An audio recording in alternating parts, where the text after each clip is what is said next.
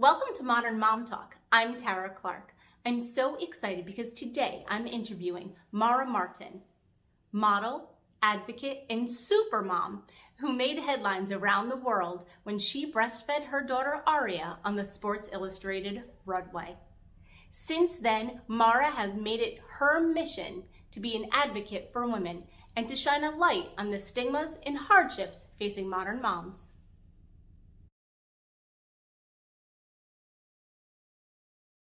Hello, Mara. I'm so excited to be chatting with you.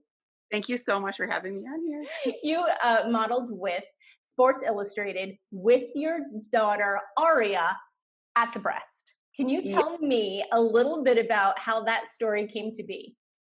Yes, it's actually a really crazy story. I won't tell the whole thing, 'cause it's probably a little bit too long for this, but, basically, I've modeled my whole life. After college, I got scouted to be a model, and I took a little bit of a break when I got pregnant. So after I had Aria, I was about 5 months postpartum, and this casting was an hour from my house, and it was for Sports Illustrated, which in any modeling world, it's like the mecca of jobs. Like, oh my gosh, Sports Illustrated. And so the odds of it being an hour away from my house, I was like, I have to go to this. It's an open call casting. Anyone's allowed to go. So I was like, okay, I'm going to go to this. So usually, typically, a modeling casting is like between 30 minutes to an hour. So I'm like, okay, I'll bring Aria because we didn't have a babysitter at the time, and she's exclusively breastfed. It'll just be a quick little thing. Well, I get there, I'm holding my 20-pound baby with my diaper bag, and I'm in a set of heels, and I get there, and I'm like number 347 in line, and I'm like, oh shit. Okay, so this might be a little longer day than I thought.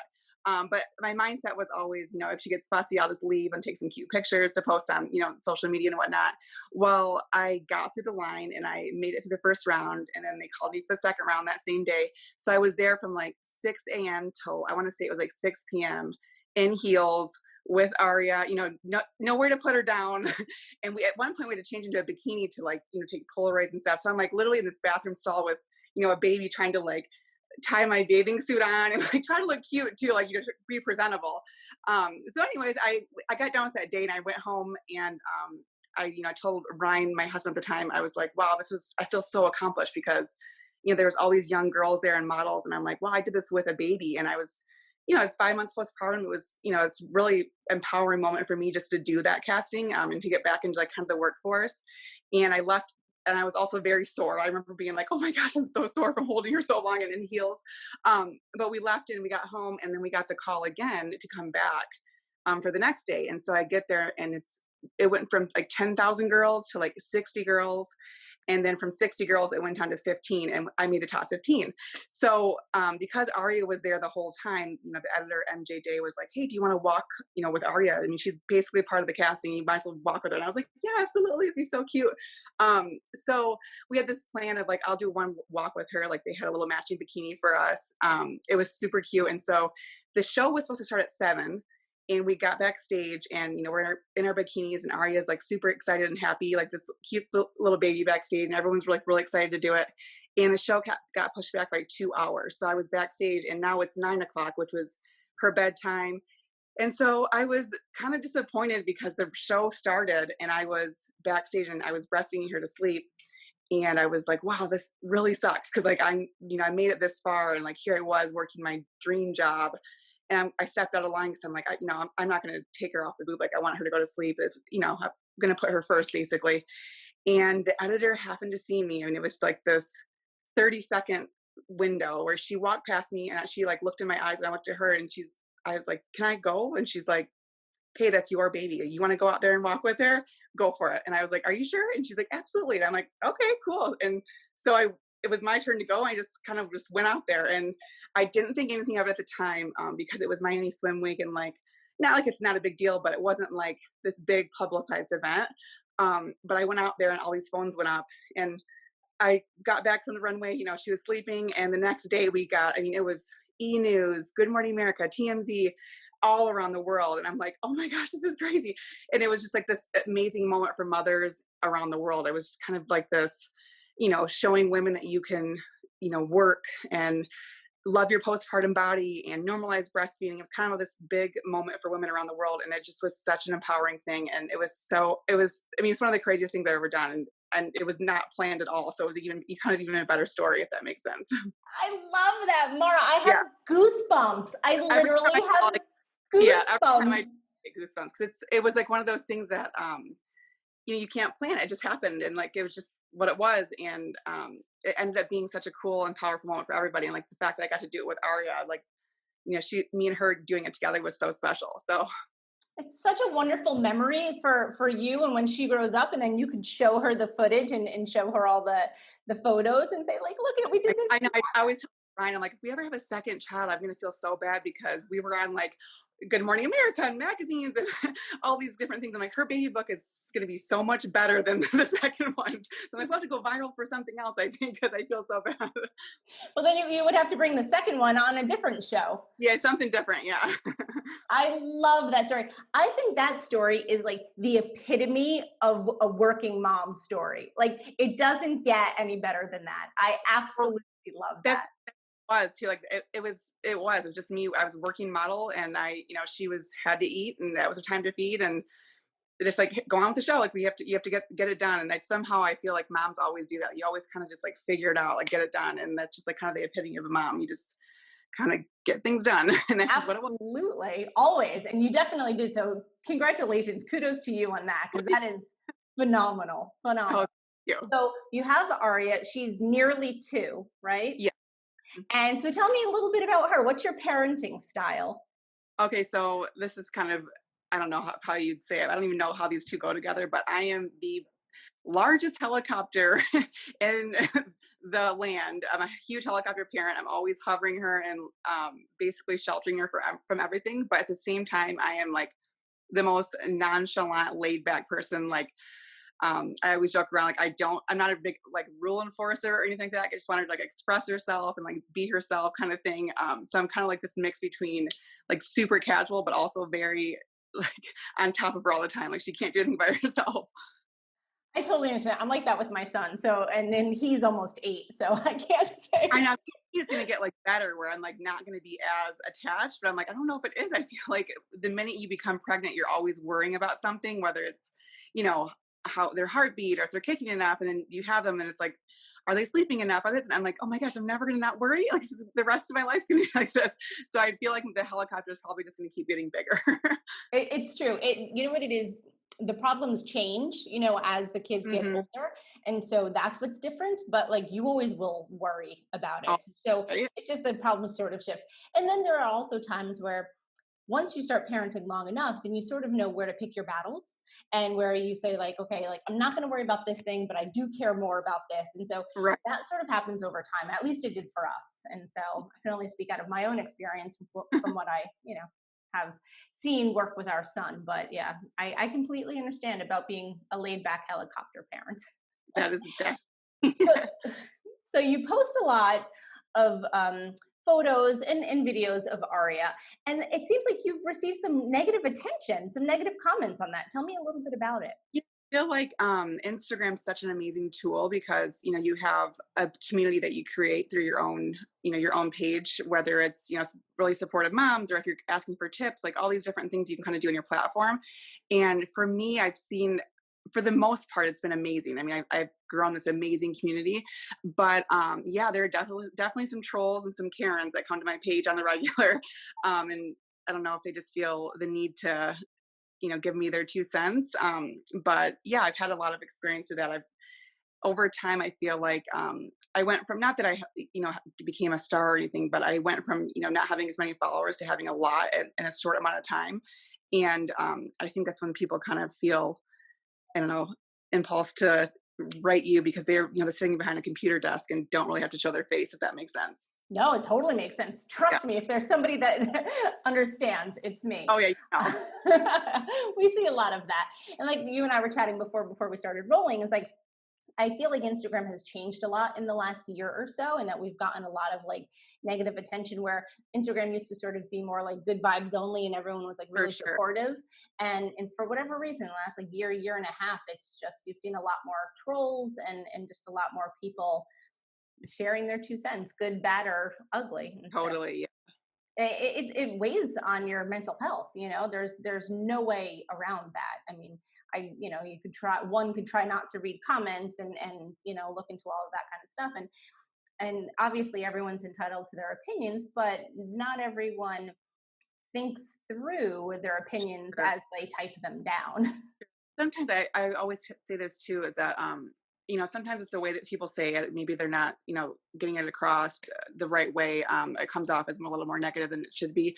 Or maybe people are dealing with stuff with their own life. They mean to reach out and give negative vibes and stuff, which I always kind of give them like the saving grace, like, okay, like don't worry about them. But I've actually also had people write me and, every once in a while it's in a helpful Karen where it's like, oh wow, that's a good tip, where she was probably didn't mean to write me in a nice way, but actually was like very helpful to me. Like I remember when Aria was little, someone was making fun of her teeth all the time. Like she had these two little, gap teeth, and we would get messages all the time about her teeth. Oh my gosh, her teeth. Like, and this one lady wrote me a message, and I always read them, even though I don't always reply. But I read one of them, and she said, "Oh, I think she has lip tie," and I was like, "Oh, like she doesn't know." Well, she did. She actually did. And I was like, "Wow, that was actually something that like." She probably didn't mean it, but you take these comments and maybe they are helpful. Or there a couple times of mother suggested this language course for my daughter. They're called Speech Sisters, and it was a helpful tool. And I'm like, okay, once in a while you get someone who maybe can help you out too. So I try to go through them and take them with a grain of salt with the bad ones, but also the helpful ones are nice too. Yeah, absolutely. I mean, that's the good thing about building a community, because like when you do build a community and people genuinely come with helpful advice, then you're willing to accept that advice because um that you sort of like trust where it's coming from, as opposed to if it's like you're constantly bombarded with all of like the Um, negative attention and the negative comments, you just put up a wall and you're like, I'm not going to listen to you, ex- you know. So that definitely makes sense. So, tell me a little bit more about, I wasn't even familiar with this, but tell me a little bit more about the comment you received about social media stickers, that you could okay, remove the it's like stickers off. a really good example of someone being helpful. Um, I post pictures of Arya swimming or in the bath or whatever, and I always will cover up her private area with like a heart emoji or something, or so she's not naked on in my Instagram. And a mom wrote me this long message, and of course I first thought, okay, here we go, like someone's gonna comment something mean.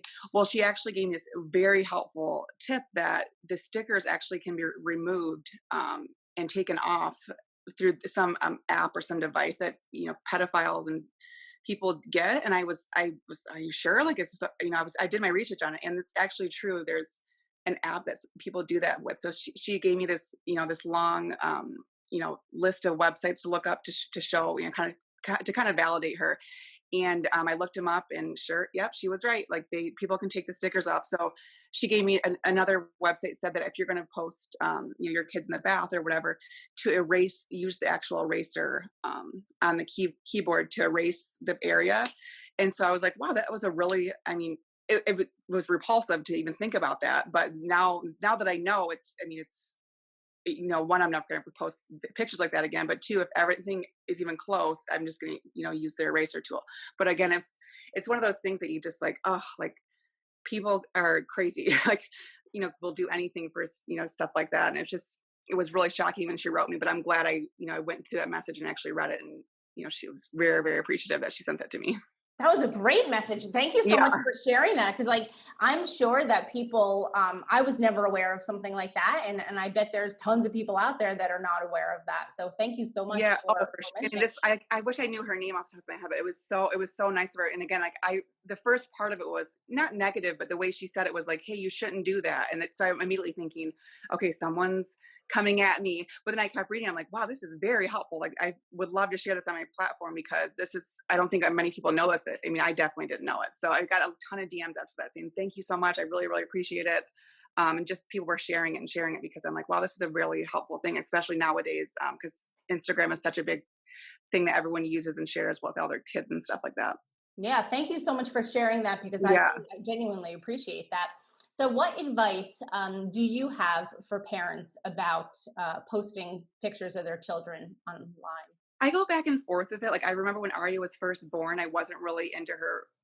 I think because I was a new mom and I was really tired and I wasn't into posting. But I go back and forth with it. I think to each their own. I think that whatever works for you. I totally understand not posting and having that privacy. But for my platform and for what I'm doing, I really like the community I've built, and people love Arya. I mean, I mean, I think that's why people go to my page. It has nothing to do with me. It's like, what's she doing today? So it's become part of my brand and like what people like to see, and so it works for me. But I totally support people who don't do it. I mean, I know there's tons of celebrities who don't ever post their kids' faces, or they don't post pictures of them at home and whatnot. And I think that's to each their own. So whatever works for your family is great. But I do know there's some apps that they have that you can like share pictures with family members or groups of friends, where it's kind of like a closer network. If you're like me, I take thousands of pictures of my kid every day. So I like feel the need to post because I have so many. I'm like, I can't waste these. They're such good pictures. So I always like to post because I have thousands, but yeah, to each their own. I think it's whatever works for your family. I think that's really good advice too, because I definitely I struggle with that myself. Because like sometimes do I post, sometimes do I not. I don't know. And also my son's sort of getting to an older age where he would notice it more, right? That Yeah, he's not a toddler where I could just post things, and like now if I do it, he'll be like, "Oh, don't do that one. I don't look good yeah, in that, or I'm not smiling, or yeah. whatever it happens to be." Which also, surprise, he actually never smiles for pictures. So there's that. I used to Um, go to my Aria's like master the selfie. I'm like, if there's one thing I've taught her, she knows how to take a selfie. that's awesome with the natural light and everything, right? Yeah, right. It gets a good angle. Love it. It's all about the angles. I love that. So, mom shaming is obviously a really big thing on social media, online, in the world of 2020. So, what do you do to sort of combat those negative comments? You know, I'm kind of the opposite. Like, I don't get involved with people who do negative things. We talked about this a little earlier before we were recording, but Arias has a speech delay, and so a lot of people and moms would always negatively comment and make fun of her, make question my parenting. And I remember back when it happened, it really got to me. Like, I ended up going to see a therapist. I had such bad anxiety about it, about how people can be like this. But I kind of touched on this before. People who have the urge to comment on like a 2-year old or a 1-year old or anybody for that matter, there's probably something going on in their lives that they're not happy about. And so you kind of have to think of it that way. At least that's what I do. It makes you kind of like feel a little bit better. Like, hey, it's not me; it's probably them. So for my own sanity, like, I don't really get involved with what people say. I just kind of just delete it or block them or whatever. But I will say it does get to you. It's whoever, if you're watching and you're one of those people that comment. It's people read comments and they are hurtful, whether or not you're behind a computer screen, saying them. It's still a hurtful thing to read a message about your child or yourself. But try to block the negative out. It doesn't really matter. I mean, anyone's opinion besides your own is the only one that really matters. So. That's great advice too. You're chock full of advice today, Mara.